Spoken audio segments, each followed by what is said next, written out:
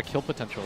KnockOut feeling a lot of pressure right now. Got the TJ shackles. holding on to the shackles. YapzOr will be able to instantly take that one off of the Void, but it's too late. Mushi will claim the first blood with the lance. Very well done by Fnatic. And up at top, we are going to see that wraparound come to fruition. YapzOr looks like he's going to be caught out here. KnockOut can't really get there fast enough to get a good crush. In fact, he's going to be ravaged as well. They get off the wand for YapzOr. He buys himself a little bit more time. Is he actually going to be able to escape? He's trapped inside the trees up against a Phantom Lancer illusion. Now Koifa's come in, managed to get a pretty decent he wants the dunk. Mochi, he gets the dunk. Now he gets another crush. DJ, he's also going to be comboed up on Koifa, ready to go with another Cooling Blade. That's number two. And he's looking for three. Ohio, he knows he's trapped like a rat, like a Give it to watermelon rat. Triple kill.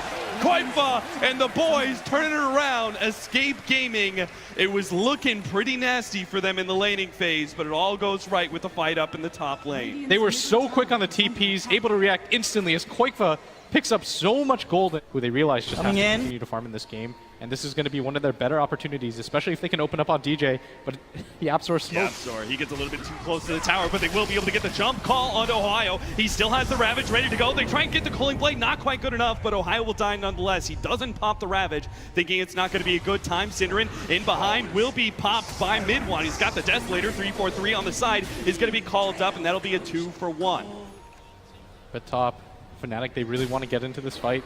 Mid-one is so farmed right now. He's got that Desolator on top of the DD rune bottled, and they're going to make their way forward. They've got the Ravage. They think this is a good fight, but already the Crush comes in with the amplified damage. They're going to try and pop Ohio during that Rage Timer. It's coming close. Ohio, he's got the Ravage ready to go, and now Era, oh, he jumps inside, gets the Infest to dodge the Ravage, but now he's stuck up against DJ with a shackle. He turns around, tries to get some damage onto Mushi, but it's no good. Escape, they'll lose 2 of their cores, and that's exactly the kind of fight Fnatic were looking for off of the Ravage. Very surprised that Escape decided to take that fight, considering they knew the TA still has that Aegis available, that DD rune bottled, and that made all the difference in this fight, as even with the Ravage whiffing, didn't really seem to matter too much at mid-one. Now he's almost going to complete the Blink Dagger. Okay, he goes towards the secret shop. He's going to pick up that point boost. Oh no, he's going to get hit. Right past mid-one. Is the damage going to be good enough? 3-shot, 4, and that's all it takes. Mid-one with the Desolator takes him out, and the deny at the bottom lane tower. DJ picks that one up against Era. Fnatic are just growing that lead. You could just see the confidence. Oh, mid. No, the initiation comes out on Mushi. They will be able to find a pickoff, it looks like, as Mushi, unable to get off any spells, does manage to get off the Doppelganger on the side, and will be able to get away with now the mech. Synderen TP's out, barely escaping out of that Shuriken. But they did have to blow the global silence for this as mid-one. Gonna get stunned up, but I think Escape are in full retreat mode as mid-one jumps forward. No YapzOr, is there going to be missed? Not a chance. A Shuriken bounces in from 3-4-3. 6-7. The score may look relatively even, but it's anything but. Seems like the rest of these tier 2 towers are going to be forfeited at this rate.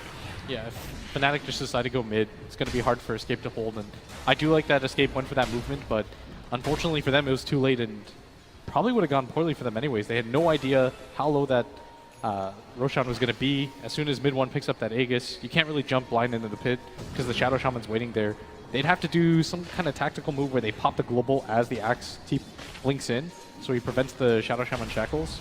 They've been pinging out Mushi a lot. They think they have an opportunity to find initiation. They do. Ohio, though, immediately cracking shells off one of their slows. Now he has to deal with another one as the open wounds goes down on him. It's coming close, and they get the Cooling Blade. They take him out before Ravage goes down. Shackles onto KnockOut, but with the silence going down, not enough space for him to get out. Mid-one just hits too damn hard. Synderen, he's going to be the next feeding away. 2 down from Escape.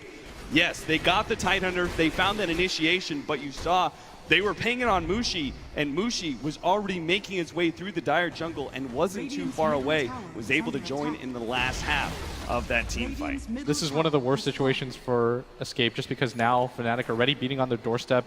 They've got the Shadow Shaman wards up in just 5 seconds. They still have Ravage available, and no global silence available for Escape. They didn't even pop the Aegis on the mid-one, and now the wards are going to go down. And this is now the true test of Escape, whether or not that they can hold this high ground. They couldn't get it at the Roshan pit, and now it's do or die for Escape Gaming. Although Fnatic, they no longer have the Aegis, they've got to be somewhat careful. Mech is still on cooldown for them as well. Ravage is available though, as Escape can't afford to give up the second set of racks. Wards have been dropped. Who can challenge mid-one? He's got a BKB, full 10-second duration. They either have to kite him excellently or They have to make the initiation on him and pop him immediately, and that just seems unlikely. The mech is ready to go in 15 seconds. They make the jump now, but immediately a Hex goes out. Kezu, oh, they managed to get the call now into mid one. They're desperately trying to pop him, but the BKB goes out, and now the fight turns with the Ravage. Holding on to 2. Yaps are going to be slowed down by Mushi as he's just going one by one through the supports in the background while the cores are being dealt with by mid one. Double kill for DJ, and a second lane of Rags will go to Fnatic. I mean, mid one right now is so unstoppable with that BKB available. Escape, because of their lineup, so many melee heroes on their side. They've got to just clump up around that Ravage. And it was even daytime, as now they're going to go for the Mega Creeps, trying to end all hope for Escape. There it is. They call it Escape Gaming going out with a whimper. Not a bang. 7-13, 26 minutes in. Fnatic putting on one hell of a clinic here against Escape Gaming. That seemed at no point in time, excluding that, again, that one fight between the tier 1 and the tier 2 in the top lane, everything seemed to go Fnatic's way. Yeah, Fnatic were surgical. That first Serpent Ward drop that they used in the Roche Pit to secure themselves that bottom lane as well ended up paying huge dividends for them, as they just were never able to bring down this mid one TA. Looking at Fnatic, obviously really good form here against Escape Gaming. How far do you think this run through the lower bracket can go? I mean, Fnatic looked really good right there. As good sportsmanship, is giving out the hugs, and yeah, I think Escape are going to be disappointed here. But Fnatic, they played very well. This is probably the best performance I've seen them have post group stage. What can you do? Fnatic making their way off the stage will survive the best of 1 elimination, as Escape Gaming are going to be heading home.